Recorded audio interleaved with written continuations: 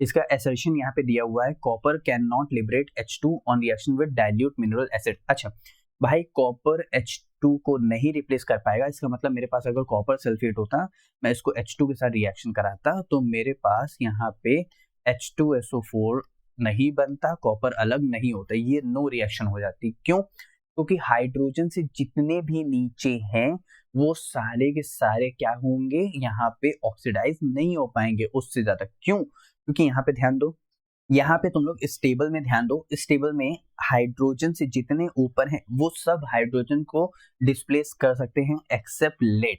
इस बात की बात बाद में करेंगे, लेकिन लेड नहीं करेगा, बस इस बात को ध्यान रखना, ठीक है। जितने भी ऊपर वाले वो सब हाइड्रोजन डिस्प्लेस कर सकते हैं। क्यों? क्योंकि ये सारे के सारे इन सब की ये सब निगेटिव चार्ज है, इनके ऊपर इनकी जो वैल्यू है वो निगेटिव में, तो वो क्या कहोगे, वो जाएंगे क्या कहते हैं, इलेक्ट्रॉन को लॉस करेंगे। इलेक्ट्रॉन को लॉस यहाँ पे करेंगे, इसका मतलब वो क्या शो करेंगे, ऑक्सीडेशन।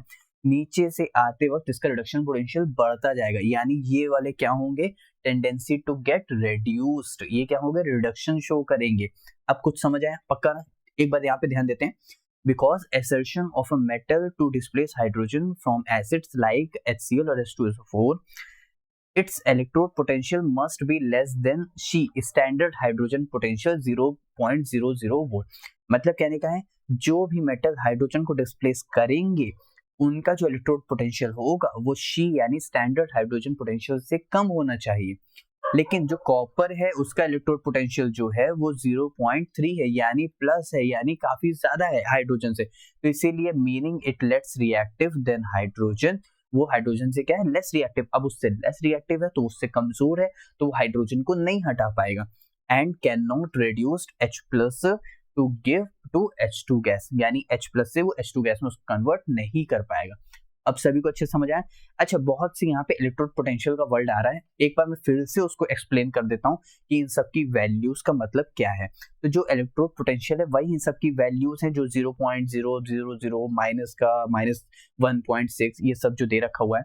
तो it is a tendency of an element to lose और गेन इलेक्ट्रॉन, ये जो नंबर बताती है इलेक्ट्रोड पोटेंशियल बताती है, when it is in contact with its ion solution. अगर आयन सॉल्यूशन के अंदर की बात कर रहे हैं तो its metal tendency to lose electron easily, अगर वो इलेक्ट्रॉन को इजिली लूज कर पा रहा है तो इसका मतलब वो ऑक्सीडेशन हो रहा है।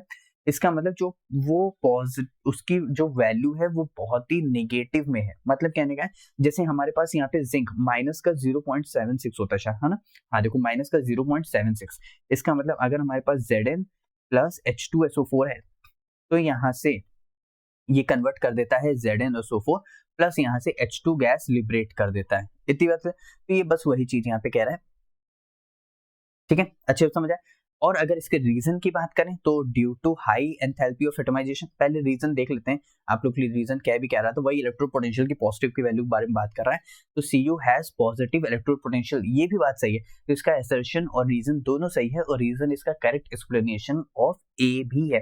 तो Cu has positive electrode potential. क्यों भाई पॉजिटिव इलेक्ट्रोड पोटेंशियल है, इसका मतलब वो यहाँ पे ध्यान दो, खुद ही यहाँ पे ध्यान दो, जैसे यहाँ पे 29 है तो यहाँ पे क्या है 4s1 3d10, तो यहाँ पे एक इलेक्ट्रॉन वो लूज करके वो Cu प्लस में चला गया। अब इसके बाद वापस से वो इलेक्ट्रॉन लॉस करना चाहेगा, इसका मतलब वापस वो इलेक्ट्रॉन वो ऑक्सीडेशन शो करना चाहेगा, भाई वो नहीं करेगा, क्योंकि 3d यहाँ पे क्या है, यहाँ पे वो फुल्ली फिल्ड है, यानी वो स्टेबल हो गया, इसका मतलब वो और इलेक्ट्रॉन लॉस नहीं करना चाहेगा।